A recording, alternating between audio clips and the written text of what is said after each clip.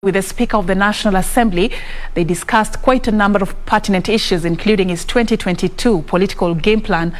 This is how the interview went. It starts right now.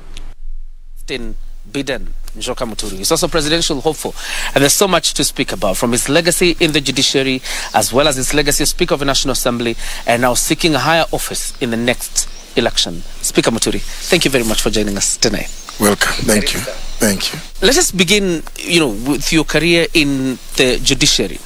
What would you say was your legacy by the time you were leaving the judiciary? Several issues. One, I'm a person who does not believe in delayed justice. So I have a record which goes many years, but whenever I hand a matter, be it criminal or civil, judgment will be delivered on time.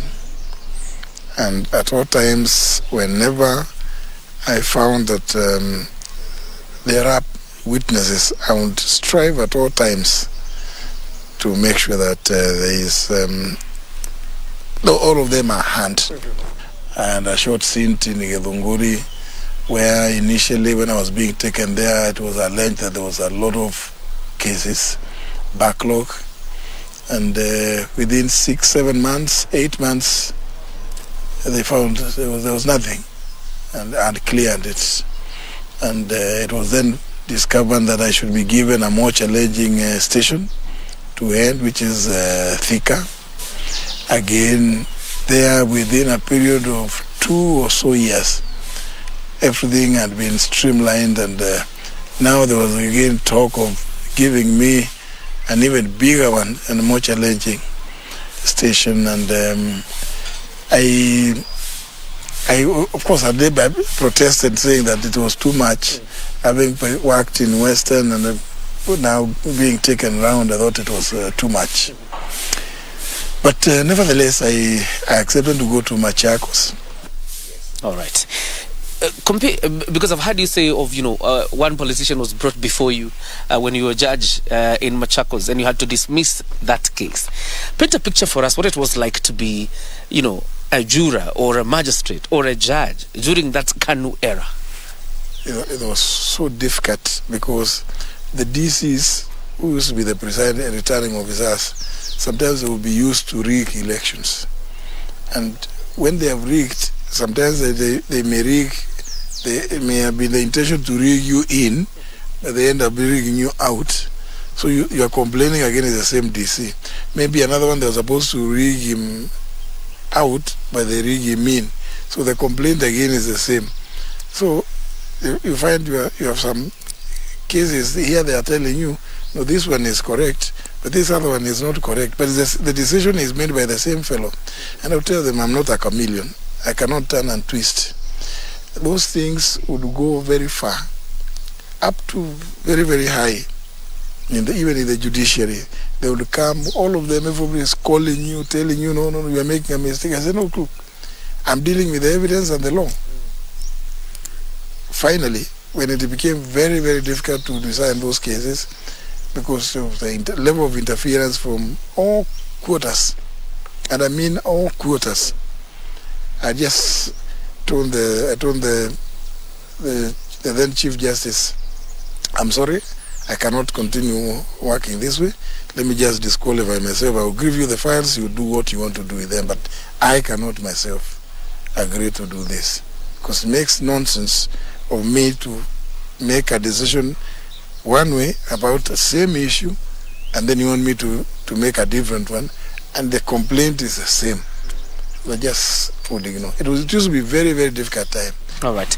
As an insider in the judiciary then, and now as Speaker of the National Assembly, under new constitution, what did you say about the independence of the judiciary? Because at times we've seen it, come under serious attack. What did you say about the independence of that institution? I think there is something that Kenyans in general should differentiate. Criticizing a decision of the judiciary which has been made is not an attack. What I think we should also avoid is when you are criticizing, you must not go to the personal character of the particular individual judicial officer, because the judicial officers are Kenyans, they are human beings, they are capable of making mistakes just like any other Kenyan or other human being makes mistakes. When you do not agree with a decision, you are at liberty to say why you don't agree with it, but it is the decision until it is challenged and overturned. You cannot now be attacking the individual judicial officer who made the decision. That is where the mistake comes.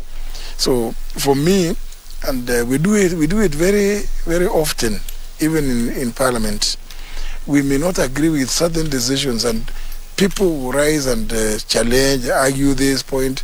I always caution that just deal with the decision, not the individual judge or judicial officer who made the decision. At that time when you're serving as judge, you paraded before a judge was accused of soliciting 1 million shillings bribe from a couple who were facing criminal charges. What was that about, and how did you get out of it? When I was transferred to Nairobi, I was staying at Upper Hill, and some people at that time knew how to apply for those properties. So some senior colleagues of mine, without me knowing, applied, and they also had to use my name. So they even signed, they forged my signature.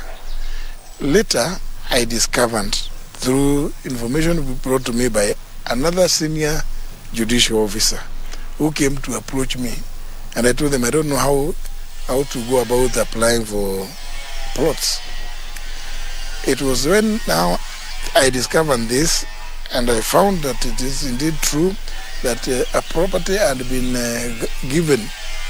allocated to me and 2 others without my knowledge.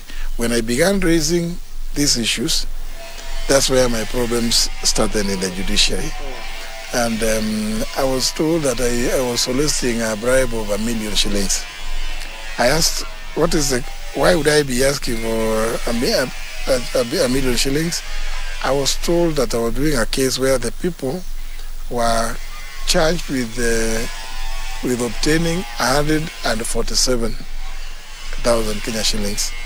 So I even laughed. I asked them, somebody who's been charged with obtaining 147,000 is before me, and then I'm soliciting 1 million shillings from them.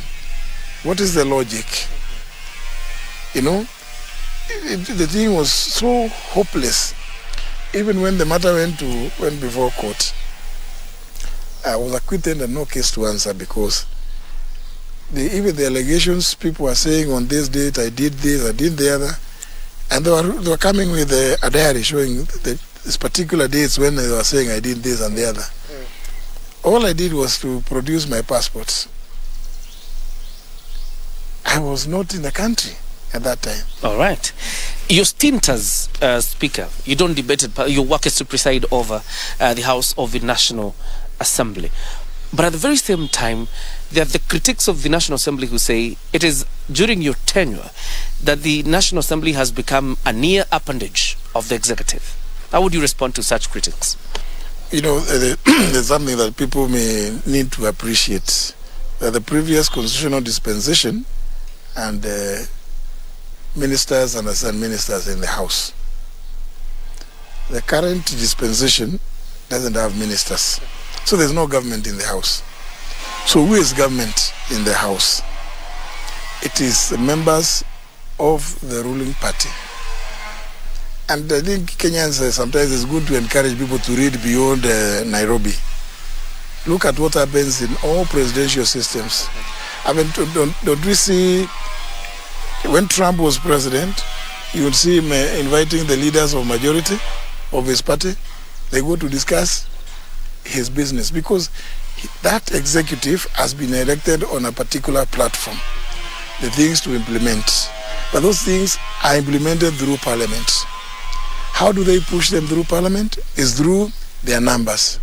Because when you have a majority, it is unlikely that you are going to lose anything anyway, unless you are coming with some very obnoxious proposals. So the executive, which is out there, uses their majority, their membership in the House. Occasionally, they also lose when they don't organize themselves properly. But that is not my business. I know you've referred several MPs to the Powers and Privileges Committee because of indiscipline in the conducting of their affairs. But that one single time, when members of parliament admitted to receiving 10,000 shillings bribe to kill a sugar report, I don't know how it made you feel as Speaker who is presiding over a house where members can be compromised with 10,000 shillings. Not just as a Speaker, but under the Parliamentary Powers and Privileges Act, a Speaker of each House is the chair of the particular House's Privileges Committee.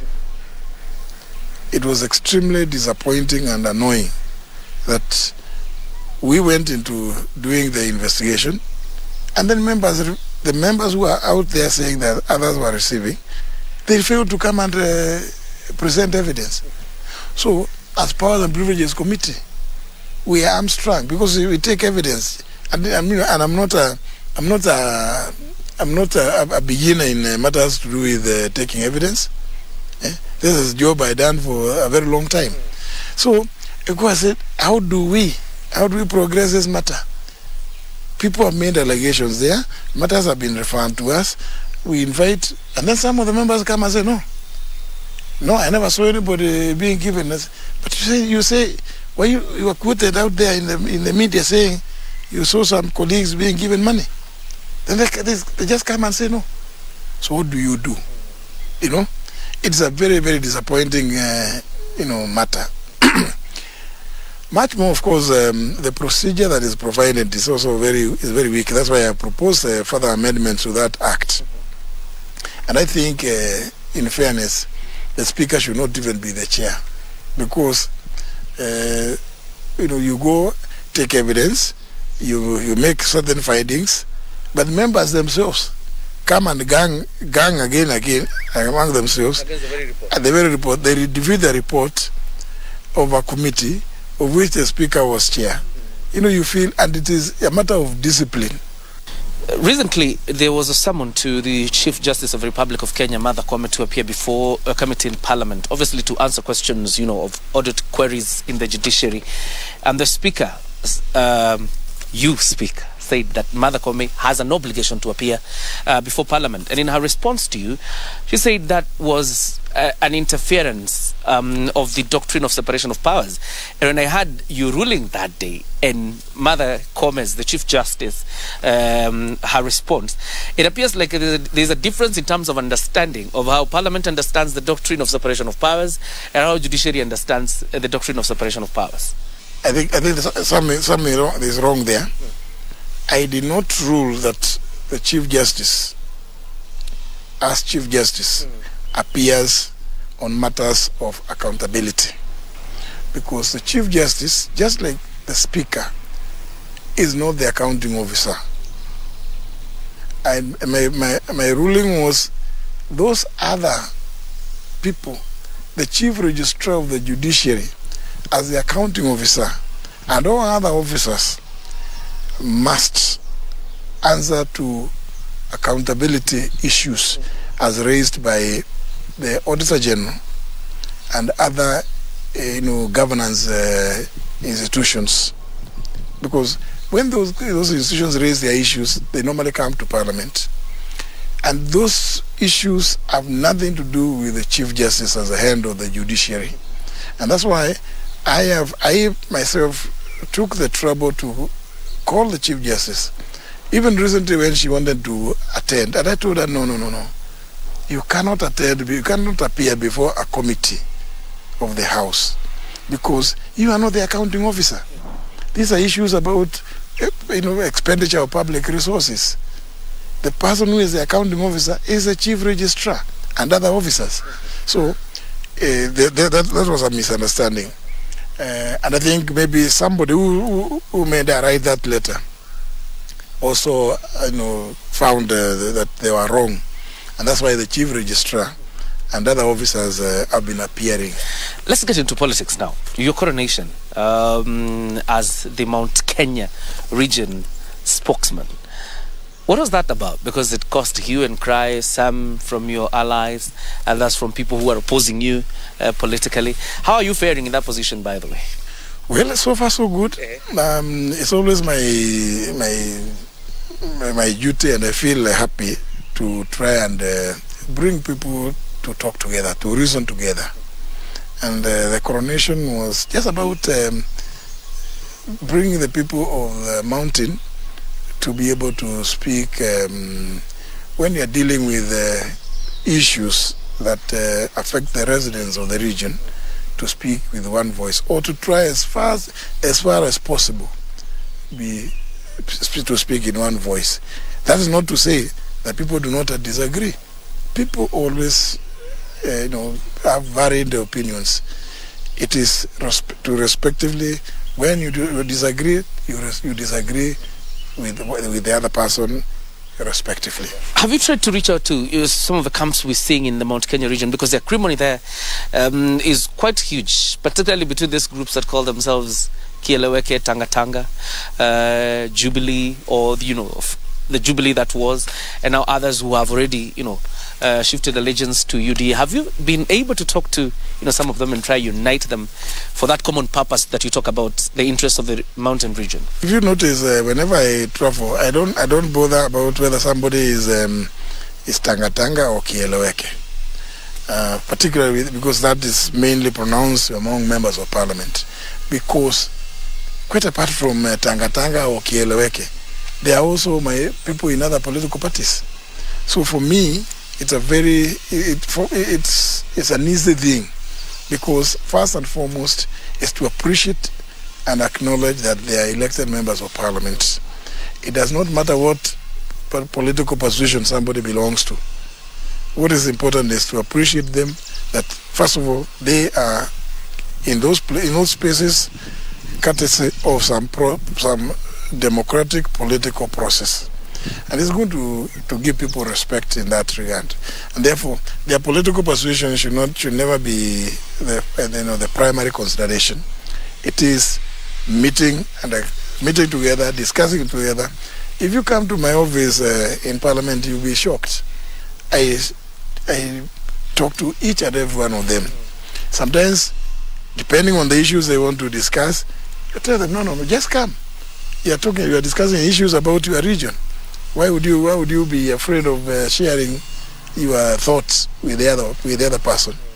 We've seen attempts probably, and we're still in the mountain, and in regards to your position as a spokesman of that region, you've seen attempts by the likes of Martha Karua, Kioria, Moses Kuria to bring together political parties and leaders from the mountain region to speak in one voice as we head towards the year 2022. We have not seen you in these meetings. Is it because you're not a political party leader, or what is it that we've not seen you? Because I would assume, as a spokesman of this region, you would be central in some of these meetings. Well, things must begin somewhere. You've seen me with Honorable Martha Karua. Mwangi Kioria, Moses Kuria, these are my friends. We've known each other for a long time. We've been together for a long time with the Kioria, starting way back in the 8th Parliament. So it is not a problem for me they can meet in a place depending on the issues which they are discussing at that time. If they go to discuss in their capacities as party leaders, I must allow them the space to do so, because then they are meeting in those capacities. But if it's just about leaders from the mountain, you'll see me there. Yes. For the first time, there's a narrative that has cropped up in the mountain, the Mount Kenya East narrative and the Mount Kenya West narrative. As a spokesman, how will you be able to bridge over these faults that have started to emerge in a very populous region, a vote-rich region, that now is being almost, there's a risk of fragmentation into Mount Kenya East, Mount Kenya West? Well, I think we are almost we are long after over that issue of East and West. Because that was something internal within the region, that the East felt that, and legitimately so, that they have always supporting the West, the Western side. And indeed, several leaders from the West agreed that it is indeed true that the East has always supported gone along with us, and therefore it is high time that that we also look to the East. But it is not an acrimonious thing. It isn't. It is not acrimonious, and it is just people, brothers, sitting together and sharing thoughts and aspirations, discussing and agreeing where it is that we want to go to. One of the biggest critics, and in the position you hold currently as spokesman, is the Minister for Agriculture, Cabinet Secretary Peter Munya, who actually said your position does not exist anywhere in the Constitution or even in the culture of these communities that reside within Mount Kenya region. I don't know whether you've been able to reach out to him, or have you been able to speak after he issued such a statement? Well, fortunately, Peter Munya, I think, is a man full of contradictions. First of all, he was present. He attended my inauguration at Nchiro Shrines when the elders of Judiciary invited me on the 6th of March. He even requested to be given an opportunity to speak, and you can get the tapes. You hear what he said on that day, that JB Muturi is welcome to visit Meru, and it's good that we keep meeting regularly. It was shocking, therefore, later to hear him, because I heard him saying that there's no position like a spokesman. But very interestingly, again, the media should go and check. Finally, after he tried to see whether he could be anointed by some faction as a spokesman, he later said now he was appointing himself the spokesman. I don't know whether he then must have discovered which constitution that position exists, or how it is that he then found himself declaring himself as a spokesman. So, it's that a contradiction. But much more importantly, the idea of a spokesperson, when you ask them, they will tell you, it's only one person.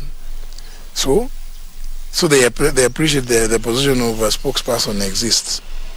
That's also just, I think, a little noise out there, but it has ended. Yeah, because the idea was not for me to engage in any arguments with the likes of him who are opposed. It was to allow them to express themselves as loudly as they wished, and to see how far they will go. And I'm sure the country and the region knows how far they have gone. The Mukoro Wanyagadanga Shrine, I had Elder Kongo speak about your coronation and say the person who will be the link between this region and President Uhuru Kenyatta, who is the de facto leader of the Mount Kenya region, is Speaker JB Muturi. Yet in that background, or where you would say the home turf of the president, are so many murmurs and noises emanating from that region. Have you been able to speak with President Uhuru Kenyatta now as the link between the region and the president about some of these things ongoing? There's nothing ongoing there. Those things ended, and I think I may not be at liberty to discuss what it is that I discussed with the president. I think it's only fair that as a matter of courtesy, that I shouldn't discuss what it is that I talked to the president about. Yeah. There are many issues that. But you're saying the things ended. Those things ended. You don't hear them because we moved on. We moved on from the thing which we were trying to make noise about. We moved on. Yeah, it's no longer an issue now. Let's speak about your presidential bid. Lastly, listened to you during the inauguration of a book by Governor Kiraitu Murungi, saying that you're keen on instilling discipline, integrity back into public service. Tell us more about it. Well, as a speaker and as a person who has also been a member of parliament, I have seen quite a number of issues, quite a number of things. I think the problem that ails this country is governance. we pay very, very little attention to governance. Year in, year out, time without number.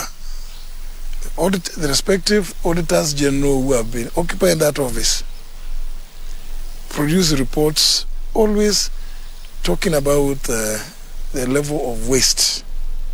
I'm sure you're aware it was put at one point at slightly over 1/3 of all government expenditure goes to waste.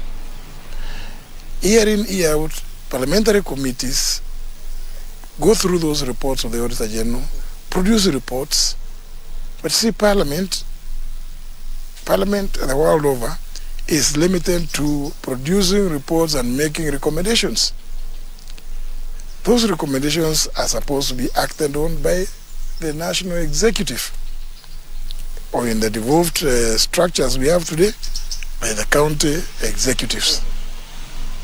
I have seen very few people being pursued on the basis of those reports. So meaning that government, the national executive, or even the county executives don't seem to address the issue of integrity in the performance of one's duties. People who have been entrusted in various places, even in all ministries of government, parastatals, they do not care how they go about doing their work. They don't give a damn about how taxpayers' money is expended. To an extent that it is so annoying. Every year you are told, oh, this has happened. So it doesn't matter what we come up with. If we do not fix governance in this country, it is immaterial how many grand ideas we come up with. Because they come up with those ideas, they will still go to the same people for implementation. Yeah? The government now, for instance, President Uhuru Kenyatta came up with the Big Four agenda. The people who are supposed to implement those things, what are they doing? Why is it that today nobody had the foresight? When we said we want to do 100% transition, yeah, from primary to secondary, there's nobody in the national executive who had the courage to say we need to fix school infrastructure, classrooms, and all efforts should go there. You know how many kids are going to come from primary? Go and make sure that the infrastructure is ready. We said we want to roll out universal health coverage, but what are we doing? What are we doing? All we're doing is just cutting deals. As far as I'm concerned, agriculture is devolved. But the largest amount of budget to do with agriculture is held in the Ministry of Agriculture at the headquarters. Are we implementing devolution? You've said you're not backtracking on being in the ballot in the year 2022. And there's no doubt that you're going to be in the ballot. But there are others who think Speaker Muturi is somebody's project. Is he? Well, I don't know how to describe that. Fortunately, I'm not. I speak my mind. I am my own project.